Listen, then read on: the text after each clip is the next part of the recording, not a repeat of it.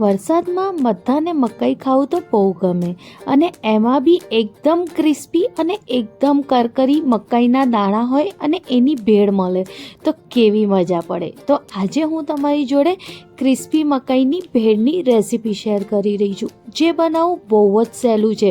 જે નાના હોય કે મોટા બધાને બહુ જ ગમશે અને ખાવામાં તો એટલી ટેસ્ટી લાગશે કે ખરેખર તમે જ્યારે બી વરસાદ આવે તો આ રેસીપી જરૂરથી તમે બનાવશો. ક્રિસ્પી મકાઈની ભેળ બનાવવા માટે સૌપ્રથમ આપણે મકાઈના દાણા લેવાના છે. મકાઈ મેં અહીંયા 1 કિલો જેટલી લીધી છે. એના બધા દાણા આવી રીતે મેં કાઢી લીધા છે. હવે આપણે એને 2 થી 3 પાણીથી સરસ રીતે વોશ કરી લઈશું, એટલે એની અંદર જે બી માટી હોય કે કંઈ બી હોય એ બધું સરસ રીતે નીકળી જાય. જ્યારે આપણે એને વોશ કરી લઈએ પછી આપણે એને પાણીમાંથી કાઢીને કોરી કરવા સાઈડમાં મૂકી દેવાની છે અને એને સરસ રીતે કોરી થાય ત્યાં સુધી આપણે એને સાઈડમાં મૂકીશું. હવે આપણે એક તોડામાં પાણી લઈશું. પાણી આપણે ખાસું 2 થી 3 ગ્લાસ જેટલું પાણી લેવાનું છે. હવે એમાં આપણે 1 ચમચી જેટલું મીઠું નાખવાનું છે અને 2 નાની ચમચી જેટલું આપણે આમાં હળદર એડ કરવાની છે. આપણે આમાં હળદર સહેજ સરખી જ નાખીશું, જેથી એમાં મકાઈમાં ટેસ્ટ સારો આવે. હવે જે બી આપણે મકાઈ વોશ કરીને રાખી હતી એ બધી મકાઈને હવે આપણે આ પાણીમાં એડ કરી દઈશું. મકાઈને એડ કર્યા પછી આપણે પાણીને 1 થી 2 ઉભરા આવે ત્યાં સુધી આપણે એને સરસ રીતે ઉકાળવાનું છે અને એને ખાસ કરીને આપણે 1 થી 2 ઉભરો આવે ત્યાં સુધી જ ઉકાળવાનું છે, એનાથી વધારે નહીં. બસ હવે આપણે ગેસની ફ્લેમ બંધ કરી દેવાની છે અને મકાઈને આપણે આવી રીતે કાણાવાળા જાળામાં કાઢી લેવાની છે, જેથી મકાઈની અંદર જે પાણી હોય એ નીકળી જાય અને મકાઈ આવી રીતે કોરી થઈ જાય. હવે મકાઈને આપણે ઠંડી કરવા માટે સાઈડમાં મૂકી દેવાનું છે કે જેથી એ ગરમ છે એ એકદમ નોર્મલ ટેમ્પરેચરમાં આવી જાય. તમે જોઈ શકો છો કે મકાઈ કેટલી સરસ પીળી પણ થઈ ગઈ છે અને સરસ બફાઈ પણ ગઈ છે. હવે મકાઈને આપણે એક ખુલ્લા વાસણમાં લઈ લેવાનું છે. હવે એમાં 1 ચમચી જેટલું આપણે ચાટ મસાલો એડ કરવાનો છે.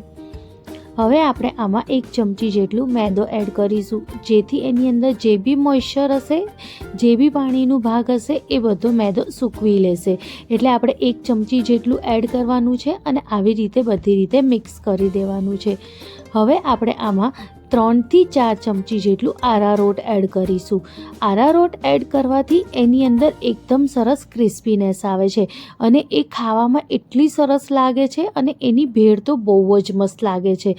બસ આવી જ રીતે આપણે આરારોટને મિક્સ કરી દેવાનું છે. હવે આપણે આની ઉપર 1 ચમચી જેટલું પાણી નાખીશું, જેથી આરારોટ સરસ રીતે ચોંટી જાય. હવે ફરીથી આપણે એની ઉપર 2 ચમચી જેટલું આરારોટ નાખીશું અને ફરીથી એકવાર મિક્સ કરી લઈશું. બસ આવી જ રીતે આપણે બધાને મિક્સ કરવાનું છે અને એકદમ હલકા હાથે મિક્સ કરવાનું છે, જેથી જે આરારોટ છે એ જે મકાઈના દાણા છે એની ઉપર આવી રીતે ચોંટી જાય. બસ હવે એને થોડીક વાર માટે સાઈડમાં મૂકી દેવાનું છે. પછી જ્યારે ગેસ ઉપર આપણે તેલ ગરમ કરવાનું છે અને આવી રીતે આપણે એને ફ્રાય કરી લેવાનું છે. આપણે બધી જે પ્રોસેસ છે એ એકદમ ફૂલ ફ્લેમ ઉપર જ કરવાની છે, લો કે મીડિયમ નથી કરવાની. હાઈ ફ્લેમ ઉપર જ આપણે આ મકાઈના દાણાને ફ્રાય કરવાના છે.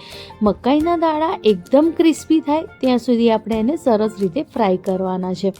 તમે જોઈ શકો છો કે જાતે એ ત્યાં તળાઈ જાય છે ત્યારે એ જાતે જ આવી રીતે ઉપર આવી જાય છે અને એ ખાવામાં પણ એકદમ ક્રિસ્પી હોય છે. જો તમે જોઈ શકો છો કે કેટલું ક્રિસ્પી છે અને કેટલું સરસ આવાજ પણ આવે છે. બસ આવી જ રીતે આપણે બધા મકાઈના દાણાને તળી લેવાના છે. હવે ભેળ બનાવવા માટે મેં અહીંયા 2 કાંદાને એકદમ ઝીણા ઝીણા સમારી લીધું છે. મેં અહીંયા એકદમ મીડિયમ સાઇઝના કાંદા લીધા છે અને એકદમ ઝીણું ઝીણું જ આપણે એને સમારવાનું છે. નહીં તો મકાઈમાં શું થાય, કાંદા બહુ મોટી સાઇઝના આવે તો ખાવામાં ટેસ્ટ ના લાગે. મેં અહીંયા 2 થી 3 લીલા મરચાં લીધા છે. લીલા મરચાં આપણે આપણી તીખાશ પ્રમાણે અને સ્વાદ પ્રમાણે આમાં એડ કરી શકીએ છીએ. નાના છોકરાઓ માટે અગર તમે બનાવતા હો તો લીલા મરચાંની ક્વોન્ટિટી એકદમ ઓછી જ રાખજો. હવે મેં અહીંયા અડધો ગાજર લીધું છે અને એને પણ આપણે સરસ રીતે છોલીને એકદમ ઝીણું ઝીણું જ સમારવાનું છે. આપણે કોઈ બી વેજીટેબલ્સ આમાં નાખીએ એ એકદમ ઝીણી જ સમારવાની છે, બહુ મોટી સાઇઝનું નથી સમારવાનું. હવે મેં અહીંયા એક મીડિયમ સાઇઝનું ટામેટું લીધું છે. ટામેટું આપણે સહેજ કડક પડતું હોય એવું જ લેવાનું છે અને એની અંદર જે બિયાનો ભાગ છે એ આપણે કાઢી લેવાનું છે અને કંઈક એકદમ ઝીણું ઝીણું આપણે એને સમારી લેવાનું છે. તમે જોઈ શકો છો કે મેં કેટલું ઝીણું ટામેટાને અહીંયા સમાર્યું છે. બસ આવી જ રીતે આપણે બધી વેજીટેબલ્સને સમારીને રેડી કરી દઈશું. હવે આપણે આમાં થોડું આદું પણ એડ કરીશું, કંઈક આવી રીતે. જે તળામાં આપણે મકાઈના દાણા તળ્યા હતા એમાંથી બધા તેલ કાઢી લઈશું અને એમાં જ બિલકુલ પણ તેલ આપણે નથી રાખવાનું. જે સાઈડમાં ચોટેલું તેલ હોય એમાં જ આપણે કાંદા, લીલા મરચાં, આદું, પછી ગાજર અને ટામેટાં નાખીને સરસ રીતે આપણે ખાલી એને શેકી લેવાનું છે, જેથી એની અંદર જે બી મોઇશ્ચર હોય કે જે બી પાણીનો ભાગ હોય એ સુકાઈ જાય. આપણે આ બધાને શેકવાનું નથી, આપણે એ બધાને રાંધવાનું પણ નથી. બસ ખાલી એટલું જ ગરમ કરવાનું છે કે જેથી એની અંદર જે બી મોઇશ્ચર હોય એ બધું નીકળી જાય. બસ હવે આપણે જે મકાઈના દાણા આપણે તળ્યા હતા એને પણ હવે આપણે બધાની જોડે મિક્સ કરી દઈશું. હવે આની ઉપર આપણે મસાલા કરવાના છે. 2 નાની ચમચી જેટલું લાલ મિર્ચ પાવડર અને અડધી ચમચી જેટલું ધનિયા પાવડર. હવે મેં અહીંયા થોડું મીઠું એડ કર્યું છે. મીઠું મેં બાફથી ફેરી પણ નાખ્યું હતું એટલે થોડુંક જ મીઠું એડ કર્યું છે વેજીટેબલ્સ પ્રમાણે. બસ બધાને હવે આપણે સરસ રીતે મિક્સ કરી દેવાનું છે. જ્યારે સરસ રીતે મિક્સ થઈ જાય પછી આપણે આમાં એક આખો લીંબુનું રસ મેં આમાં એડ કર્યું છે અને આને આપણે બહુ પણ શેકવાનું નથી, બહુ હલાવવાનું પણ નથી. આપણે એને તરત જ એને સર્વ કરી દેવાનું છે, જેથી મકાઈના દાણા એકદમ ક્રિસ્પી રહે અને ખાવામાં પણ ટેસ્ટી લાગે. હવે આપણે એકદમ ઝીણું ઝીણું કોથમીર સમારીને પણ આમાં એડ કરી દઈશું. બસ અને રેડી છે આપણી એકદમ ક્રિસ્પી ક્રન્ચી મકાઈના દાણાની ભેળ. આ ભેળ ખાવામાં ખરેખર વરસાદમાં બહુ જ મસ્ત લાગે છે. એકવાર તમે આવી રીતે મકાઈની ભેળ જરૂરથી ટ્રાય કરજો અને ખરેખર ખાવામાં મકાઈના દાણા એટલા ક્રિસ્પી લાગે છે કે ખરેખર એટલો સરસ ટેસ્ટ આવે છે.